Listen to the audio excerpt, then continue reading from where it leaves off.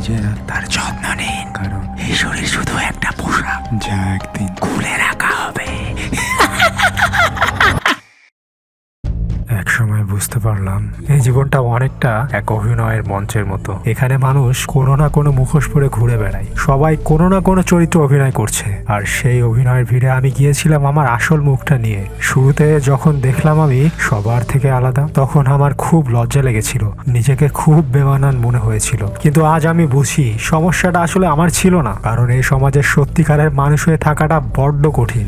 মানুষ নিজের অনুভূতি লুকায়, নিজের মতামত লুকায়, এমনকি নিজের স্বভাবটাকেও আড়াল করে রাখে। মনের ভিতর তখন অনেক প্রশ্ন ঘুরে, আমি যদি এই পরিস্থিতিতে সত্যি কথা বলি, লোকে কি ভাববে? যদি আমি সবার মতো ট্রেন্ডের ভিড়ে মিশে না যেয়ে নিজের মতো করে বাঁচতে চাই, তাহলে কি সমাজ আমাকে মেনে নিবে? কখনো ভয়, কখনো অহংকার, আবার কখনো শুধু মানুষের কাছে ভালো সাজার ইচ্ছা। এসবের আড়ালেই মানুষ তার আসল সত্তাটাকে দিনের পর দিন লুকিয়ে রাখে, আর লুকাতে লুকাতে এক সময় এই অভিনয়টাই তাদের কাছে সত্যি হয়ে যায়। একেই আমরা বলি সামাজিক মুখোশ। কিন্তু বিপদটা কোথায় জানেন?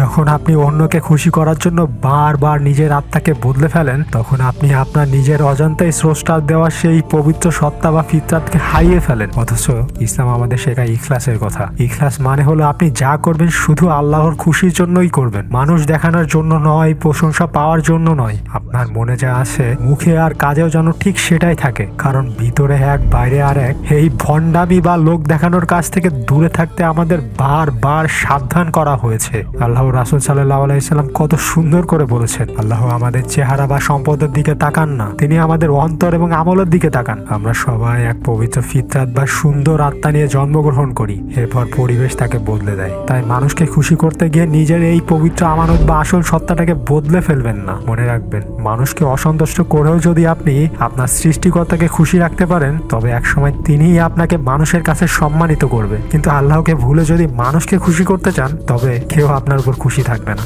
যে মানুষটা এখনো ছোট ছোট জিনিসের সৌন্দর্য খুঁজে পায়, আকাশের দিকে তাকিয়ে প্রশান্তি পায়, অথবা একটা ভালো কাজে আনন্দ খুঁজে পায়, হোক না সেটা পরিমাণে ছোট, তার ভেতরটা আজও সজীব, আজও সে তরুণ। মানুষের ভিড়ে গ্রহণযোগ্যতা পেতে গিয়ে নিজের আত্মাকে বিক্রি করে দেবেন না। সত্যের পথে চলা মানুষ অনেক সময় একা হয়ে যায়, কিন্তু সেই একাকিত্বই তাকে সত্যিকারের মানুষ বানায়। তাই আবারও বলছি, নিজের আত্মার যত্ন নিন। এই দুনিয়ার অভিনয় তো একদিন শেষ হয়ে যাবে, কেবল আপনার আসল রূপটাই আপনার সাথে ফিরবে।